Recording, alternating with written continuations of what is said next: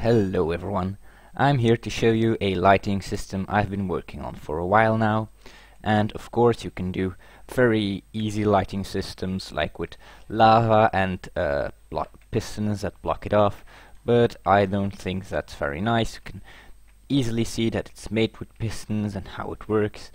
You could also do something like this. Just pistons pushing the wall up and down, revealing a layer of glowstone.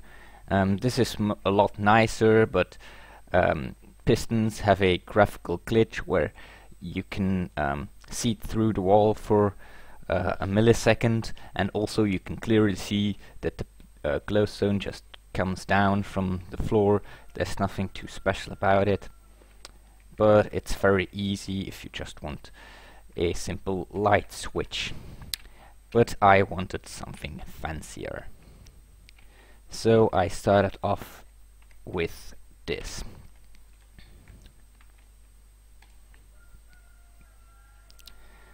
It basically pulls out the block, replaces it by a glowstone block and pushes it back out. The way it works is with an XOR gate. I've got one right here. And an XOR gate is an exclusive OR gate. Basically what it does is you get two inputs right here and one output. And when one of the inputs is different from the other, the output is activated. So when I activate both, the output is deactivated. This is based on a video that Turtleton from Turtleton's tutorials did. I'll place a link right here. And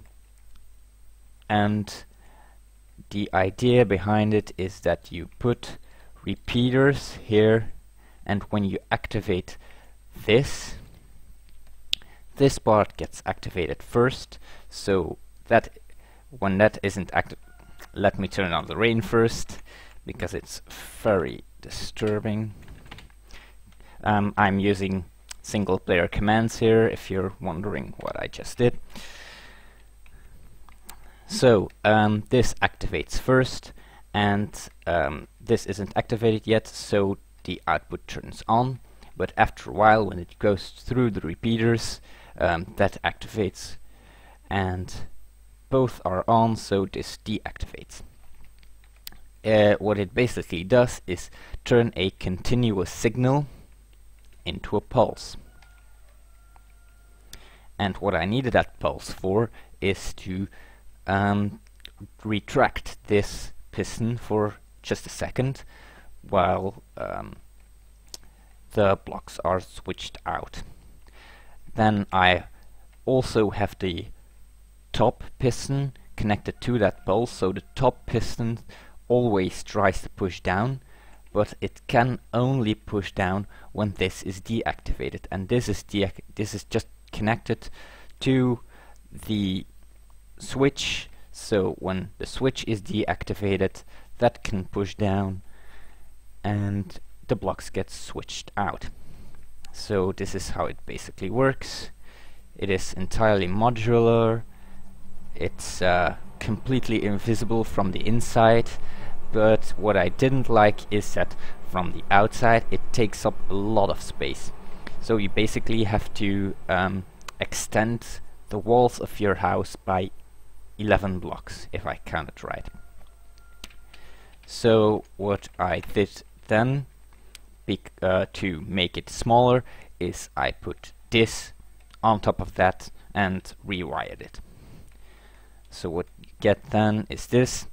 It works basically the same, but it's only 7 blocks deep instead of 11. So a big improvement, but still 7 blocks is kind of a lot. You see, it's also modular. It's a bit slower because how it's wired, but it's still 7 blocks wide.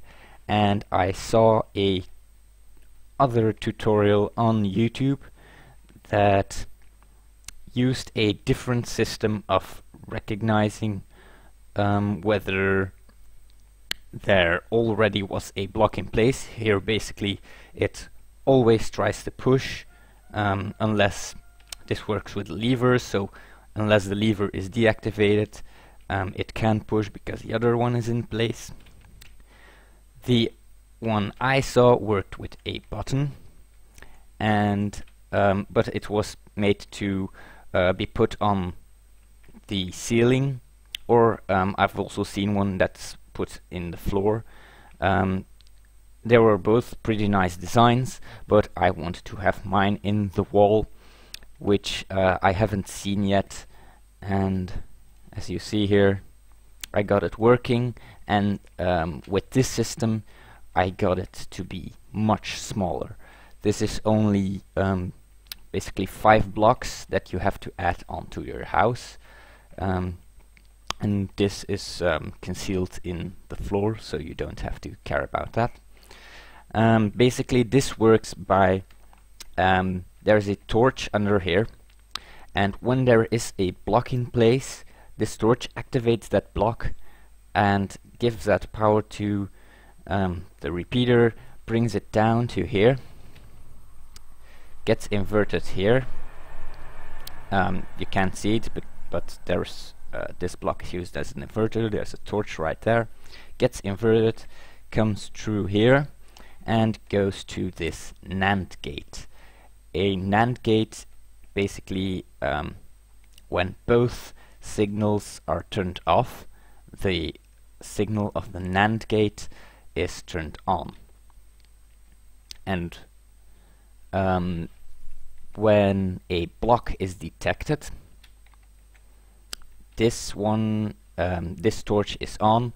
When the button isn't pushed, this torch is also on. Goes through here the current, and here it gets inverted, so there nothing happens with this piston. But when there isn't a block, this turns off, and when you push the button, this one turns off also, and the current goes through here. Well, the lack of current goes through here, gets inverted, and this one gets pushed out.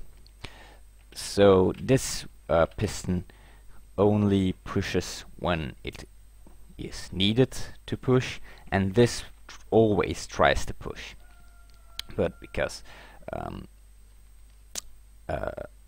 the other one gets pushed out first, it can get in the way of this one, and this one can't push when this one is already retracted.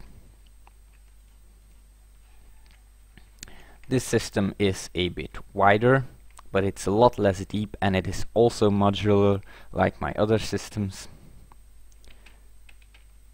So let me end the video by showing you how it works.